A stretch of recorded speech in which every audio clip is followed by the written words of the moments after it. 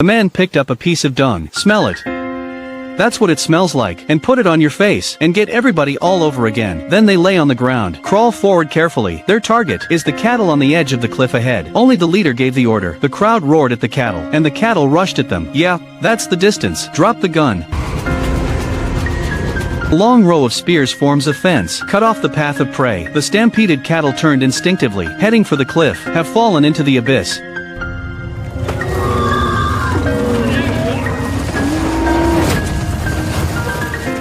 And that's when a consuming cow suddenly reacted, made a U-turn on a teenager. The boy was the leader's son, Coda. The cow turned Coda upside down, then hang Coda on the horn and run to the cliff. The leader, who saved his son's heart, threw his spear at the cow, but the angry cow did not stop, straight to the top of the cliff. When the crowd rushed to the edge of the cliff, they saw Coda hanging from a stone wall. His father told him not to let go, but the rock he was holding snapped.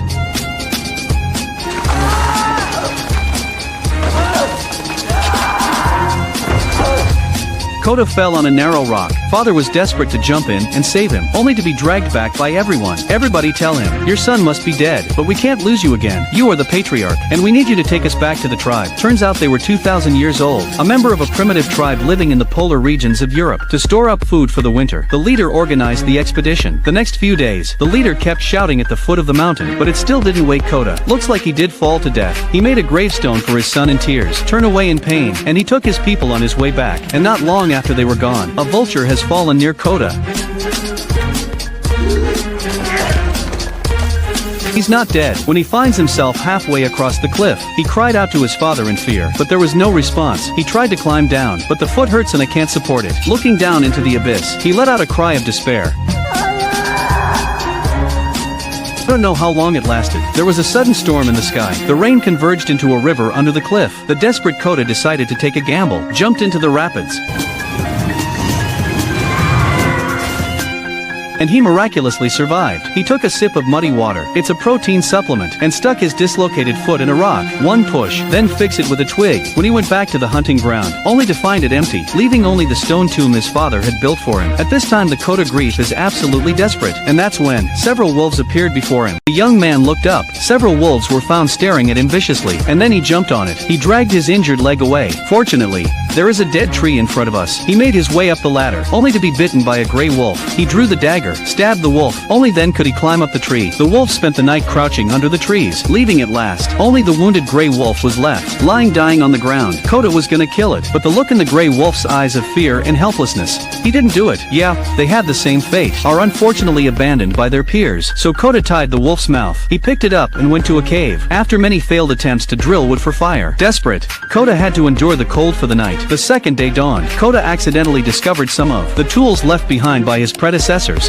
He went to pick up some herbs, mash the medicine and apply it to the wound. And that's when, the gray wolf on the side, the rope in his mouth. Coda was scared, but the gray wolf was still given fresh water and maggots to clean the wound, and guided to eat maggots as food. Under Coda's meticulous care, the gray wolf also gradually put down the guard, and began to accept Coda's goodwill. One day Coda beat a hare. While he was drilling for fire, the gray wolf tried to come up and snatch the rabbit. Coda slapped him in the face, in order to show his position as boss. Then under the bright starry sky, Coda told the gray wolf what he was thinking. No father or clansman. He wondered whether he would find his way home. After a few days' rest, Coda and the gray wolf have recovered from their wounds. He must return to the tribe before the snow shuts down the road. I wanted to be separated from the gray wolf. It's up to Coda to drive away. The gray wolf stuck with him. And so, the first dog ever born, the wolf and man partnership, is going along, and started their way home. Coda named the gray wolf Alpha, meaning wolf pack leader. When crossing the moors, sweet Alpha found the boar. It went down, drive the boar towards Coda, but the scared Coda didn't play along. The hunt failed. His place in Alpha's heart has also declined, but at Coda's call, the Alpha followed with deference. The days that followed, they developed a tacit understanding. The success rate of hunting has also been greatly increased, and they became more intimate. And at night,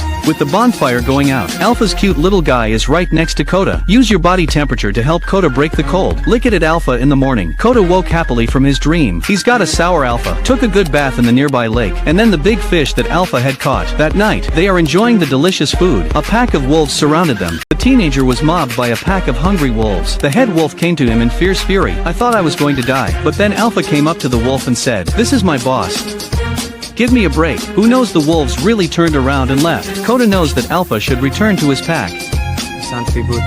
Alpha took a reluctant look at Koda, turn around and disappear into the night, alone. Koda continues on his way, without the company of Alpha. Koda is very lonely. Maybe it was meant to be. While crossing the ice sheet, Koda met Alpha again. He ran excitedly to Alpha, and accidentally fell into an icy lake. See it in the Alpha. Come running right over here, trying to break the ice, but I tried a few times and I failed. At last Koda broke the ice with a knife bucket. Alpha dragged him all the way up here. A bitter chill swept over Koda. This time the Alpha didn't leave. Instead, he accompanied Koda on his way again. The snowstorm was now even bigger. Suddenly a pack of hyenas showed up, chasing after them. In their panic they hid in an ice hole. I thought it was safe, but the Alpha keeps growling warily. Suddenly a black panther appeared. To protect Koda, Alpha rushes in desperate to fight the panther, but it's clearly no match for the panther. Is about to be bitten to death. Moment of truth. Koda shot the panther with an arrow. Alpha stood up shivering, after making sure Koda is safe. At last he could not hold himself down. Since then Koda has seen Alpha as his own people, and decided to take Alpha home if it wasn't easy. I don't know how long. Koda found the stone pagoda left by his ancestors, and with the direction of the handprint on the stone pagoda, to locate our home. They are not far from home, but the storm was getting worse. Every small step forward, you have to fight your way through it. The wounded Alpha fell to the snow, and Koda still stuck with him. He picked up the Alpha with difficulty, all the way from day to night, across the mountains, and across the valleys. Finally, with a firm belief, they returned to the tribe. In the shock of his father's eyes, Koda fell powerless. He wakes up again, and found out that Alpha had actually given birth to a bunch of wolf pups. Turns out he got pregnant when he went back to the wolves, but he insisted on escorting Koda home. The tribe is deeply moved by Alpha, perhaps the subjective evolution of the species, or maybe its destiny. The year before, humans and wolves were exchanging enmity across the wilderness. In the second year, the human race is on the march again. There is the company of the wolf clan nearby. They might not have thought of it. These tamed wolves, many years later, will evolve into a creature called a dog. And now those who enjoy the joy that dogs bring. Thanks to one man and one wolf 20,000 years ago, an unexpected encounter at a meeting of fate. Remember to like it.